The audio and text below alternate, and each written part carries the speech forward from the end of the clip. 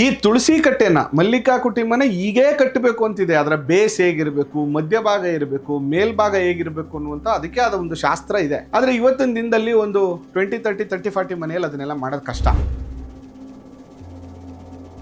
ಗುರುಳೆ ಒಂದು ವರ್ಷದಿಂದ ಚೆನ್ನಾಗಿತ್ತು, ಬಟ್ ಈಗ ಯಾಕೋ ತುಳಸಿ ಒಣಗ್ತಾ ಇದೆ ಅಂತಂದ್ರೆ ಅದಕ್ಕೊಂದು ಪ್ರಾಪರ್ ಗಾಳಿ ಬೆಳಕು ಬರ್ತಾ ಇಲ್ಲ ಅಂದ್ರೂ ಅದು ಒಣಗುವಂಥ ಸಾಧ್ಯತೆಗಳು ಇರ್ತದೆ. ಅದು ದೋಷಪ್ರದವಲ್ಲ.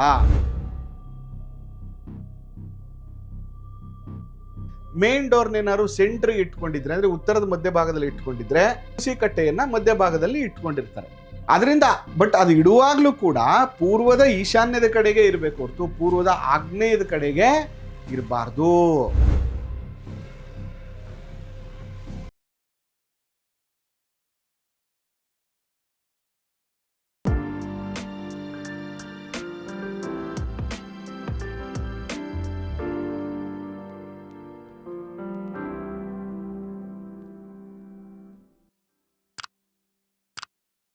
ಶ್ರೀ ಗುರುಭ್ಯೋ ನಮಃ.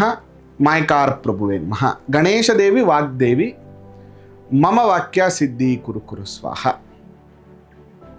ವಾಸ್ತುಪುರುಷಾಯ ವಿದ್ಮಹೆ ಕ್ಷೇಮಂಕರಾಯ ಧೀಮಹಿ ತನ್ನೋ ವಾಸ್ತು ಪ್ರಚೋದಯಾತ್.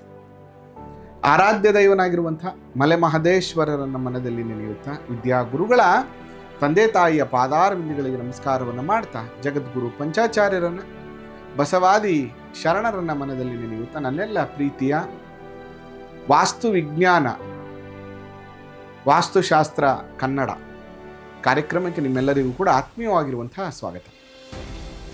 ನಮ್ಮ ಕಾರ್ಯಕ್ರಮವನ್ನು ಭಾಳ ವಿಶೇಷವಾಗಿ ಮೆಚ್ಚಿಕೊಂಡು ಅದರಲ್ಲೂ ಕೂಡ ನೀವು ಮನೆಯನ್ನು ಕಟ್ಟುವಂಥ ಸಂದರ್ಭದಲ್ಲಿ ಗುರುಗಳೇ ನೀವು ಹೇಳಿದ ರೀತಿ ನಾವು ಮನೆಯನ್ನು ಕಟ್ಕೊಂಡಿದ್ದೀವಿ, ಭಾಳ ಚೆನ್ನಾಗಿ ಬಂದಿದೆ ಅಂತ ಹೇಳ್ತಾ ಇದ್ದೀರಾ. ಇದು ನನಗೆ ಭಾಳ ಖುಷಿ ವಿಷಯ.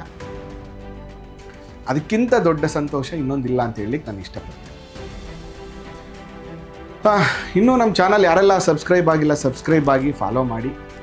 ಅದ್ರ ಜೊತೆಗೆ ತುಂಬ ಜನ ಮೆಸೇಜು ಫೋನ್ಗಳು ಮಾಡ್ತಾ ಇರ್ತೀರಿ. ಖಂಡಿತವಾಗಿಯೂ ನಿಮ್ಮ ಮನೆ ನಿಮ್ಮ ಸ್ಥಳಕ್ಕೆ ನಾವು ಭೇಟಿ ಕೊಟ್ಟು ಒಂದಷ್ಟು ನಿಮ್ಮ ಜೊತೆ ಕಾಲ ಕಳೆದು ನಿಮಗೆಲ್ಲ ಏನೆಲ್ಲ ಗೈಡೆನ್ಸ್ ಕೊಡ್ಲಿಕ್ಕೆ ಸಾಧ್ಯ ಅದೆಲ್ಲವೂ ಕೂಡ ನಾವು ಮಾಡ್ತೇವೆ ಅಂತ ಹೇಳ್ತಾ, ತುಂಬ ಜನ ಫೋನು ತುಂಬ ಜನ ಮೆಸೇಜ್ ಏನಂದರೆ, ಗುರುಗಳೇ ಈ ತುಳಸಿ ಕಟ್ಟೆ ಬಗ್ಗೆ ಒಬ್ಬೊಬ್ಬರು ಒಂದೊಂದು ಥರ ಹೇಳ್ತಾರೆ ಗುರುಗಳೇ, ದಯವಿಟ್ಟು ಇದಕ್ಕೆ ಸರಿಯಾದ ರೀತಿಯಲ್ಲಿ ತಿಳಿಸಿ.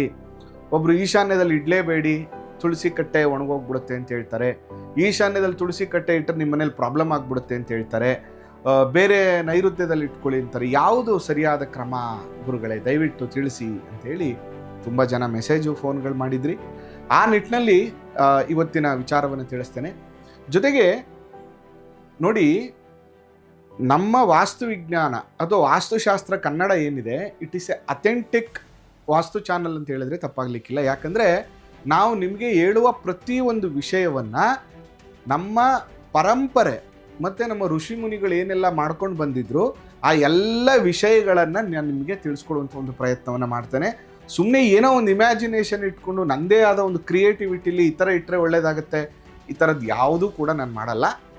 ಸರಿಯಾದ ಮಾರ್ಗದರ್ಶನವನ್ನು ಕೊಡುವಂಥ ಒಂದು ಪುಟ್ಟ ಪ್ರಯತ್ನವನ್ನಂತೂ ಮಾಡ್ತಾನೆ. ಜೊತೆಗೆ ಯಾಕಂದರೆ ಕರ್ನಾಟಕದಲ್ಲಿರುವ ಅಷ್ಟು ಜನದ ಮನೆಗೆ ನಾವು ಹೋಗೋಕ್ಕಾಗಲ್ಲ. ಕೊನೆ ಪಕ್ಷ ನಮ್ಮ ಚಾನಲ್ನ ನೋಡಿದಂಥವ್ರಿಗೆ ಇದರಿಂದ ಉಪಯೋಗ ಆಗಬೇಕು ಅನ್ನುವಂಥದ್ದು ಭಾಳ ಉದ್ದೇಶ. ನೋಡಿ, ಪ್ರಮುಖವಾಗಿ ಈ ತುಳಸಿ ಕಟ್ಟೆ ಬಗ್ಗೆ ಶಾಸ್ತ್ರಕಾರರು ಭಾಳ ಅದ್ಭುತವಾಗಿ ನಮಗೆ ತಿಳಿಸ್ಕೊಟ್ಟಿದ್ದಾರೆ. ನೀವು ಹಳೆಯ ಕಾಲದ ಮನೆಗಳನ್ನು ಕೂಡ ನೀವು ಅಬ್ಸರ್ವ್ ಮಾಡ್ಬೋದು, ಇದೇ ಥರ ಅವರು ನಿರ್ಮಾಣ ಮಾಡಿರ್ತಾರೆ. ನೋಡಿ, ಅದಕ್ಕಿಂತ ಮುಂಚೆ ಈ ಶಾಸ್ತ್ರ ಏನು ಹೇಳುತ್ತೆ ಅನ್ನುವಂಥ ಒಂದು ವಿಚಾರವನ್ನು ಉಲ್ಲೇಖ ಮಾಡಿ ಆಮೇಲೆ ನಿಮ್ಗೆ ಇದು ಹೇಗೆ ಬರಬೇಕು ಅನ್ನುವಂಥದ್ದನ್ನು ತಿಳಿಸ್ತೇನೆ.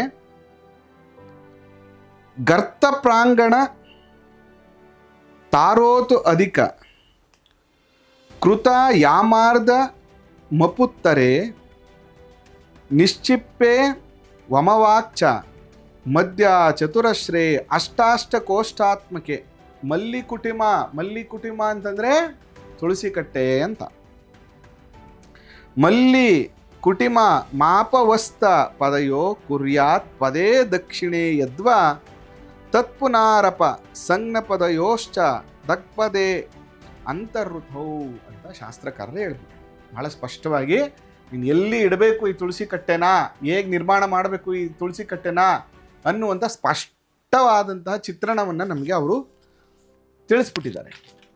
ಆದರೆ ಪದಮಂಡಲವನ್ನು ಮಾಡಿಕೊಳ್ಳುವಂಥದ್ದು ಗೊತ್ತಿರಬೇಕು. ಏಕಶಿತಿ ಮಂಡಲ, ಮಂಡೂಕ, ಜೊತೆಗೆ 8 × 8 64 ಇರುವಂತಹ ಮಂಡಲ, ಈ ರೀತಿಯಾಗಿ ಮಂಡಲ ವಿವರಣೆಯನ್ನು ಮಾಡಿ ಅದರಲ್ಲಿ ಎಲ್ಲಿ ಬರಬೇಕು ಅಂತ ಶಾಸ್ತ್ರಕಾರರು ನಿರ್ಣಯ ಮಾಡಿದ್ದಾರೆ.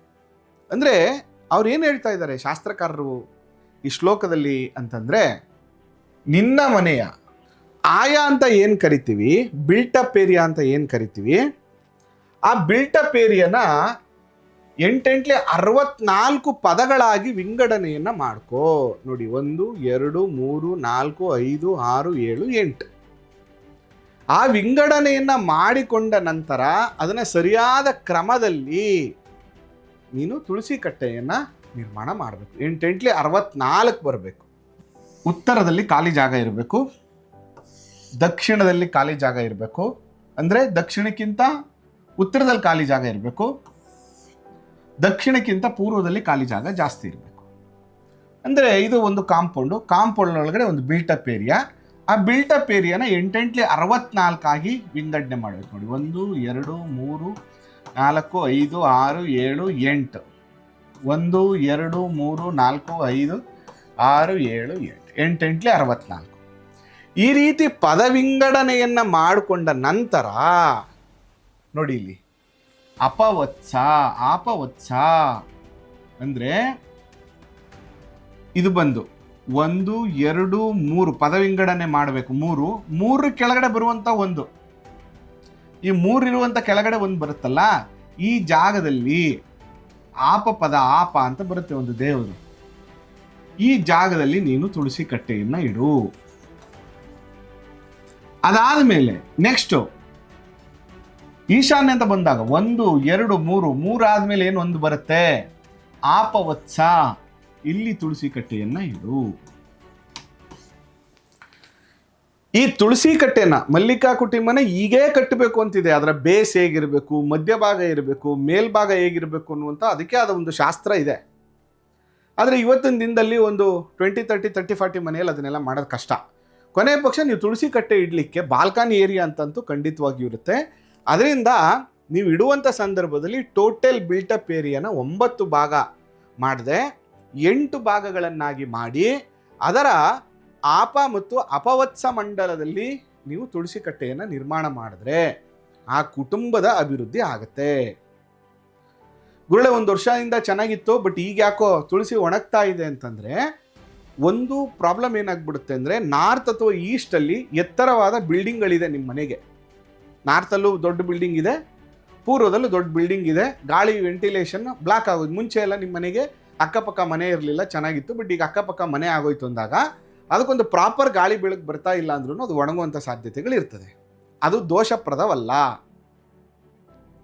ಇಲ್ಲ, ನನಗೆ ಉತ್ತರದಲ್ಲೂ ಖಾಲಿ ಜಾಗ ಇದೆ, ಪೂರ್ವದಲ್ಲೂ ಖಾಲಿ ಜಾಗ ಇದೆ, ಗಾಳಿ ಬೆಳಕು ಚೆನ್ನಾಗಿದೆ, ಆದರೂ ನನ್ನ ಮನೆಯಲ್ಲಿ ಈಗ ಒಂದು 2 ಮಂತ್ಸಿಂದ ಒಣಗ್ತಾ ಇದೆ ಅಂತಂದರೆ ನಿಮಗೆ ದೃಷ್ಟಿ ಆಗಿದೆ ಅಂತ ತಿಳ್ಕೊಬೇಕು. ಅದಕ್ಕೆ ಹೊಸ ಮಣ್ಣು, ಫಲವತ್ತಾಗಿರೋ ಹೊಸ ಮಣ್ಣನ್ನು ಫಿಲ್ ಮಾಡಿ ಆ ತುಳಸಿ ಕಟ್ಟೆಗೆ ಒಂದು ಹೊಸ ತುಳಸಿಯನ್ನು ತೆಗೆದುಕೊಂಡು ಬಂದು ಹಾಕೋದ್ರಿಂದ ದೃಷ್ಟಿದೋಷ ನಿವಾರಣೆ ಆಗುತ್ತೆ. ಜೊತೆಗೆ ಅಲ್ಲೊಂದು ಪುಣ್ಯ ವಾಸ್ತುಶಾಂತಿಯನ್ನು ಮಾಡ್ಕೊಳ್ಳೋದ್ರಿಂದ ಆ ದೋಷ ನಿಮಗೆ ನಿವಾರಣೆ ಆಗುತ್ತೆ. ಇಟ್ ಈಸ್ ಎ ಇಂಡಿಕೇಶನ್ ಅಷ್ಟೇ. ಅದಕ್ಕೆ ನೋಡಿ, ಯಾವಾಗ್ಲೂ ಪಶ್ಚಿಮದಲ್ಲಿ ಏನಾದರೂ ನಿಮ್ಮದು ಎಂಟ್ರೆನ್ಸ್ ಇದ್ದರೆ, ಪಶ್ಚಿಮಕ್ಕೆ ನೀವೇನಾದ್ರು ಎಂಟ್ರಿ ಇದ್ದರೆ ನೋಡಿ, ಸಾಮಾನ್ಯವಾಗಿ ಪಶ್ಚಿಮ ಅಂತ ಬಂದ ತಕ್ಷಣವೇ ನಾವು 3 4ರಲ್ಲಿ ಡೋರ್ ಇಡಬೇಕಾಗತ್ತೆ, ಅಥವಾ ಎಂಡಲ್ಲಿ ವಾಯುವ್ಯದಲ್ಲಿ ಪಶ್ಚಿಮ ವಾಯುವ್ಯದಲ್ಲಿ ಡೋರ್ ಇಡಬೇಕಾಗತ್ತೆ.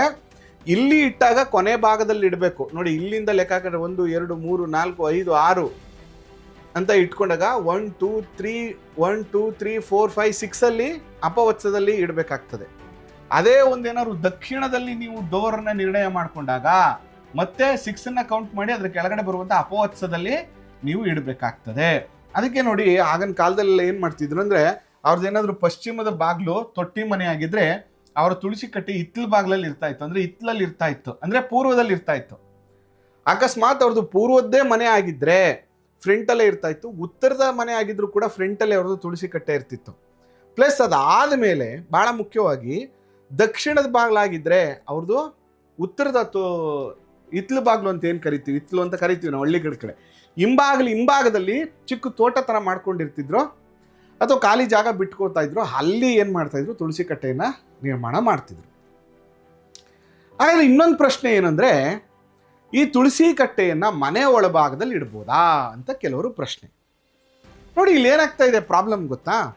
ಇಲ್ಲೊಂದು ಓಪನ್ ಸ್ಪೇಸ್, ಒಂದು ಚಿಕ್ಕದೇನೋ ಒಂದು ಸ್ಪೇಸ್ ಮಾಡ್ಕೊಂಡಿರ್ತೀರಾ, ಓಪನ್ ಟು ಸ್ಕೈ ಬ್ರಹ್ಮಸ್ಥಾನ ಮಾಡಿರ್ತೀರಾ ಅಂತ ಇಟ್ಕೊಳ್ಳೋಣ.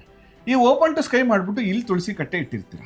ತುಂಬ ಜನದ ಮನೆಯಲ್ಲಿ ನಾವು ನೋಡ್ತೀವಿ, ಯಾಕಂದರೆ ಅಲ್ಲಿ ಮೇಲ್ಗಡೆಯಿಂದ ಪ್ರಾಪರ್ ಲೈಟು ಬೆಳಕು ಬರುತ್ತೆ, ಅದರಿಂದ ಈ ತುಳಸಿ ಕಟ್ಟೆಗೆ ಒಳ್ಳೇದಾಗುತ್ತೆ ಅಂತ. ಆದರೆ ನನಗೆ ಗೊತ್ತಿಲ್ಲ ಅವರು ಯಾವ ಕಾನ್ಸೆಪ್ಟಲ್ಲಿ ಮಾಡಿದ್ದಾರೆ, ಅವ್ರು ಯಾಕೆ ಮಾಡ್ಕೊಂಡಿದ್ದಾರೆ ಗೊತ್ತಿಲ್ಲ. ಬಟ್ ನನ್ನ ನಾಲೆಡ್ಜ್, ನಾನು ಓದಿರುವ ಒಂದಷ್ಟು ಗ್ರಂಥಗಳ ಆಧಾರದ ಮೇಲೆ ತುಳಸಿ ಕಟ್ಟೆಗಳನ್ನು ಮನೆ ಒಳಭಾಗದಲ್ಲಿ ಇಡಲಿಕ್ಕೆ ಅವಕಾಶವನ್ನು ಹೇಳಿಲ್ಲ. ತುಳಸಿ ಕಟ್ಟೆ ಯಾವಾಗಲೂ ಎಲ್ಲಿರಬೇಕು ಅಂದರೆ ಅಪವತ್ಸ ಪದದಲ್ಲೇ ಇರಬೇಕು. ಅಂದರೆ ಪೂರ್ವ ಈಶಾನ್ಯದ ಭಾಗದಲ್ಲಿ, ಉತ್ತರ ಈಶಾನ್ಯದ ಭಾಗದಲ್ಲೇ ಇಡಬೇಕು ಅನ್ನುವಂಥದ್ದು ನಿರ್ಧಾರ ಮಾಡಿದ್ದಾರೆ. ಕೆಲವೊಂದು ಕಡೆ ಏನು ಮಾಡಿಬಿಡ್ತಾರೆ ಅಂದರೆ, ಸ್ವಲ್ಪ ನೋಡೋಕ್ಕೆ ಚೆನ್ನಾಗಿ ಕಾಣಲಿ ಅಂತೇಳಿ ಮೇನ್ ಡೋರ್ನೇನಾದ್ರು ಸೆಂಟ್ರಿಗೆ ಇಟ್ಕೊಂಡಿದ್ರೆ, ಅಂದರೆ ಉತ್ತರದ ಮಧ್ಯಭಾಗದಲ್ಲಿ ಇಟ್ಕೊಂಡಿದ್ರೆ, ಪೂರ್ವದ ಮಧ್ಯಭಾಗದಲ್ಲಿ ಇಟ್ಕೊಂಡಿದ್ರೆ, ಆ ಟೈಮಲ್ಲಿ ಏನು ಮಾಡ್ತಾರೆ ಅಂದರೆ ತುಳಸಿ ಕಟ್ಟೆಯನ್ನು ಮಧ್ಯಭಾಗದಲ್ಲಿ ಇಟ್ಕೊಂಡಿರ್ತಾರೆ. ಅದರಿಂದ ಬಟ್ ಅದು ಇಡುವಾಗಲೂ ಕೂಡ ಪೂರ್ವದ ಈಶಾನ್ಯದ ಕಡೆಗೆ ಇರಬೇಕು ಹೊರತು ಪೂರ್ವದ ಆಗ್ನೇಯದ ಕಡೆಗೆ ಇರಬಾರ್ದು, ದಕ್ಷಿಣ ನೈಋತ್ಯದ ಕಡೆಗೆ ಇರಬಾರ್ದು, ಜೊತೆಗೆ ಪಶ್ಚಿಮ ನೈಋತ್ಯದ ಕಡೆಗೆ ಇರಬಾರ್ದು, ಪಶ್ಚಿಮ ವಾಯುವ್ಯದ ಕಡೆಗೆ ಇರಬಾರ್ದು, ದಕ್ಷಿಣ ಆಗ್ನೇಯದ ಕಡೆಗೆ ಇರಬಾರ್ದು, ಉತ್ತರ ವಾಯುವ್ಯದ ಕಡೆಗೆ ಇರಬಾರ್ದು. ಇರಬೇಕಾಗಿರೋದಲ್ಲಿ ಒಂದು ಪ್ರಾಪರ್ ಆಗಿ ಪೂರ್ವ ಈಶಾನ್ಯ, ಉತ್ತರ ಈಶಾನ್ಯ, ಆಪಪದ ಅಂದರೆ ಆಪ ಅನ್ನುವಂಥ ಒಂದು ದೇವತೆ, ಆಪವತ್ಸ ಅನ್ನುವಂಥ ಒಂದು ದೇವತೆ, ಈ ಮಂಡಲವನ್ನು ಕ್ರಿಯೇಟ್ ಮಾಡಿಕೊಂಡು ನೀವು ನಿಮ್ಮ ಇಂಜಿನಿಯರ್ ಅಥವಾ ಆರ್ಕಿಟೆಕ್ಟಿಗೆ ಹೇಳಿದ್ರೆ ನನ್ನ ಬಿಲ್ಟಪ್ ಏರಿಯಾನ 9 ಗ್ರಿಡ್ ಅಥವಾ 8 ಗ್ರಿಡ್ ಮಾಡಿಕೊಡಿ ಅಂದರೆ ಅವರು ಮಾಡಿಕೊಡ್ತಾರೆ. ಅದರಲ್ಲಿ ನೀವು ಸರಿಯಾಗಿ ಮಾರ್ಕಿಂಗ್ ಮಾಡಿಕೊಂಡ್ರೆ ನಿಮ್ಮ ಮನೆಯನ್ನು ವಾಸ್ತು ಪ್ರಕಾರವಾಗಿ ಸರಿಯಾದ ಕ್ರಮದಲ್ಲಿ ನಾವು ಮಾಡ್ಬೋದು. ಅದರಿಂದ ನಾನು ನಿಮ್ಮೆಲ್ಲರಿಗೂ ಹೇಳೋದೇನೆಂದರೆ, ಒಂದು ಪ್ರಾಪರಾಗಿ ಪ್ಲ್ಯಾನನ್ನು ಮಾಡ್ಕೊಳ್ಳಿ, ಒಂದು ಪ್ರಾಪರಾಗಿ ವಾಸ್ತುಶಾಸ್ತ್ರವನ್ನು ಫಾಲೋ ಮಾಡಿ. ಇವತ್ತಿನ ಸಂಚಿಕೆನ ಮುಗಿಸ್ತಾ ಇದ್ದೇನೆ. ನಿಮಗೂ ಇಷ್ಟ ಆಗಿದೆ ಅಂತ ಭಾವಿಸ್ತೇನೆ. ನಿಮ್ಗೆ ಇಷ್ಟ ಆಗಿದ್ದರೆ ಖಂಡಿತವಾಗಿಯೂ ಭೇಟಿ ಮಾಡಿ, ಮೆಸೇಜ್ ಮಾಡಿ, ಶೇರ್ ಮಾಡಿ.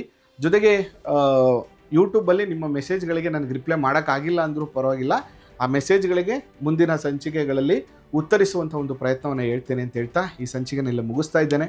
ಆ ಮಲೆ ಮಹದೇಶ್ವರರ ಅನುಗ್ರಹ ಸದಾ ನಿಮ್ಮ ಮೇಲಿರಲಿ, ನಿಮ್ಮ ಎಲ್ಲ ಇಷ್ಟಾರ್ಥಗಳು ಕೂಡ ನೆರವೇರಲಿ. ನಮಸ್ಕಾರ.